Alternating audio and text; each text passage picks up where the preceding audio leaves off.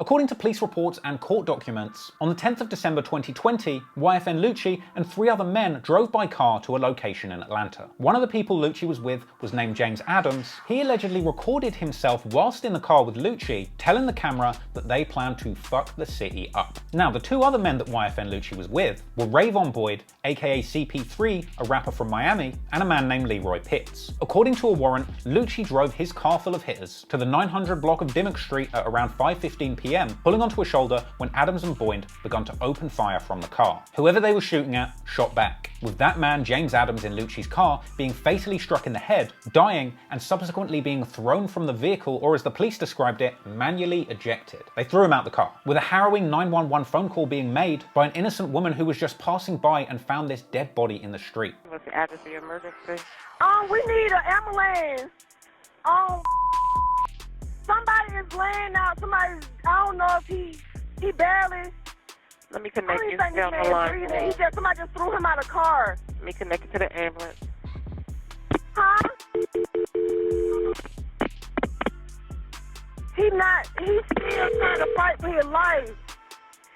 EMS, what's the address of the emergency? Baby, can y'all please get an ambulance here? This man is dying. He's shot in the head. He just took his last breath, man. What street are you on, ma'am? Can you give him your location, please, for the ambulance to give the guy some help? What is his address? Man, this man just took his last breath, man. Man, we have help on the way already. Tell me exactly what happened. We don't know. Me and my sister, we were just walking down the street and somebody just rolled down the street with a man hanging out the car. They just pushed him out the truck and left him for dead. Ma'am, I thought you said he was shot in the head. Yes, he is shot in the head. They threw him out the car. He just died. He just took his last breath. We have the ambulance already on the way, okay? Okay. And can you tell me what kind of vehicle? Listen, you go ahead and get fire and PD and round. Can you tell me what kind of vehicle he was stolen from, please? White. A white car, truck, or SUV? SUV.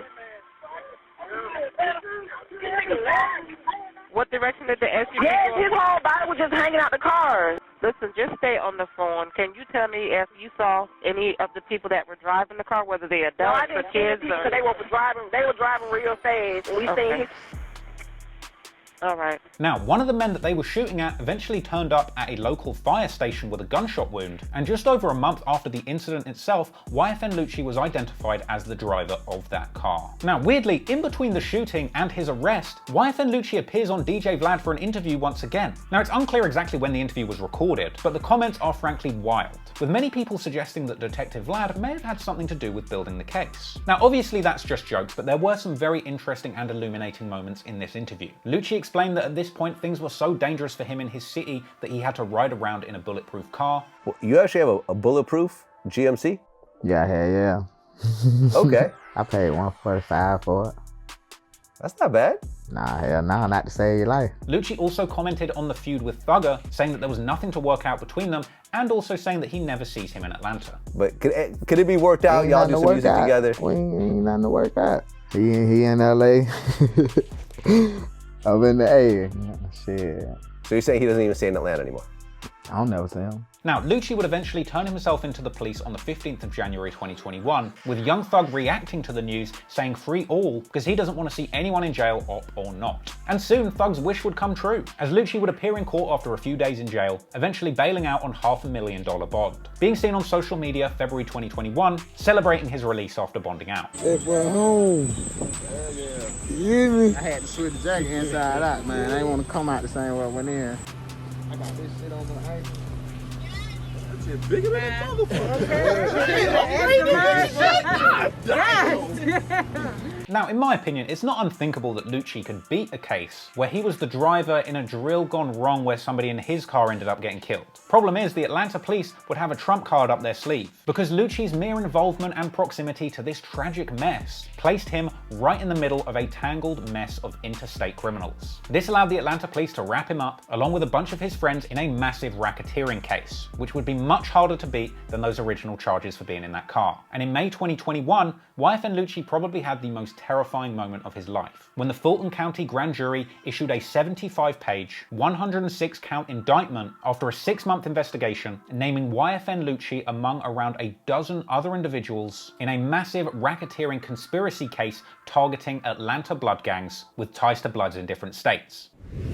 New at 6, a massive gang indictment in Fulton County charged a dozen people with a racketeering conspiracy, including a famous musical artist, YFN Lucci. Now, the indictment says that Lucci's an associate of the Bloods gang. And in this instance, YFN Lucci's music wasn't going to do him any favors, because prosecutors had directly used his songs, videos, and lyrics as proof of his Blood membership. Fulton County District Attorney Fonnie Willis says her team used a YouTube music video entitled Shine On, quote, which includes lyrics promoting criminal gang activity in a massive RICO or racketeering indictment to shine a light on the alleged gang associations of 2 of the performers in the video, music megastar YFN Lucci, real name Rayshawn Bennett, and Justin Ushry, aka Bloody J, 2 of a dozen defendants in the case, which involves a variety of crimes. Investigators also used social media posts. We pulled several off Instagram that seemed to match descriptions in the indictment to help build their gang case. And this was a serious indictment with a whole bunch of counts of racketeering related to crimes like aggravated assault, murder, unlawful gun possession, armed robbery, property damage,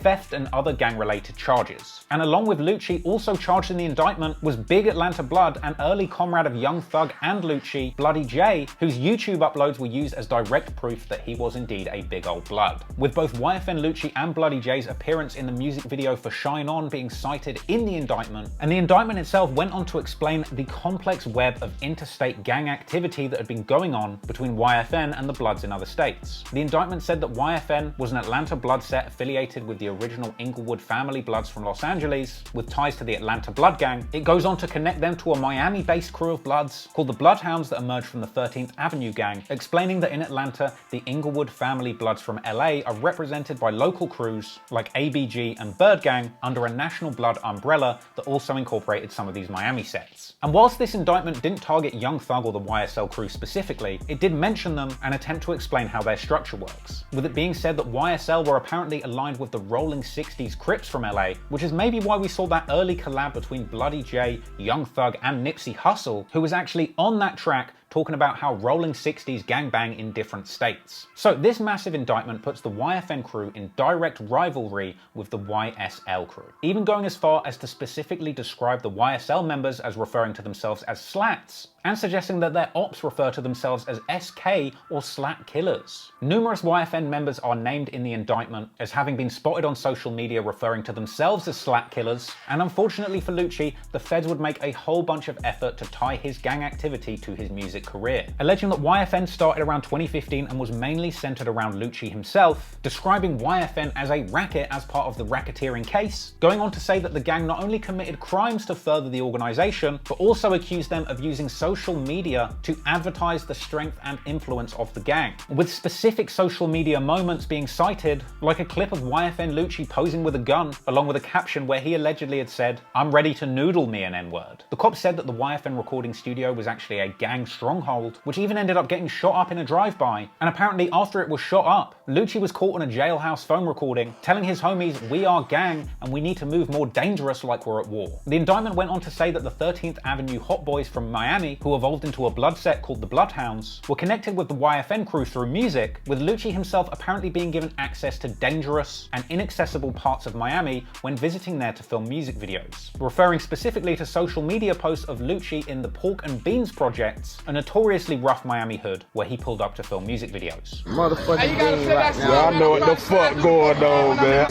Whole lot of game shit, whole lot of fly shit.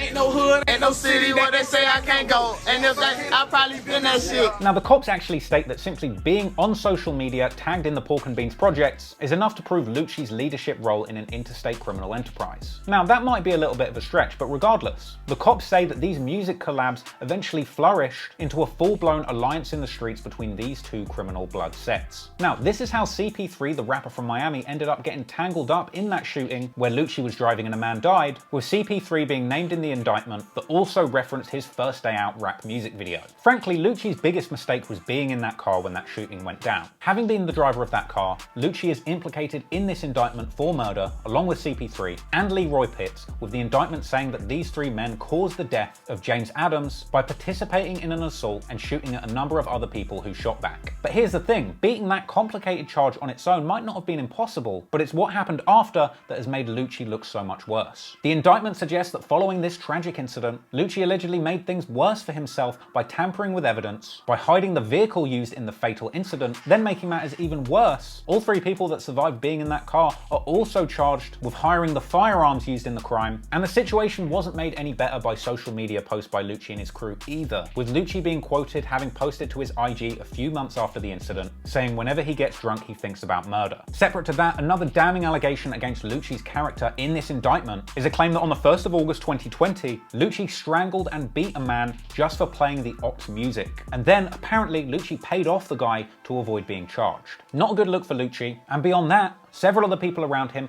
face pretty damning allegations on their own too. A 22nd of September 29 incident where a YFN associate named Ty shot a man, a May 25th 2020 armed robbery where an AK-47 was used and shots were fired, an August the 27th 2020 aggravated assault, an October the 16th 2020 armed robbery and aggravated assault, felony murder on December 10th for that incident with the car, an 18th December charge for tampering with evidence, along with a whole bunch more incriminating social media documentation, such as the YFN affiliate Nard, who is apparently caught on social media saying he has so many bodies he feels like John Wick, as well as a number of YFN affiliates apparently being caught in a group chat repeatedly saying free somebody called No Love, which the indictment states is actually the person who is currently locked up for having shot Lil Duke from YSL at the Magic City nightclub.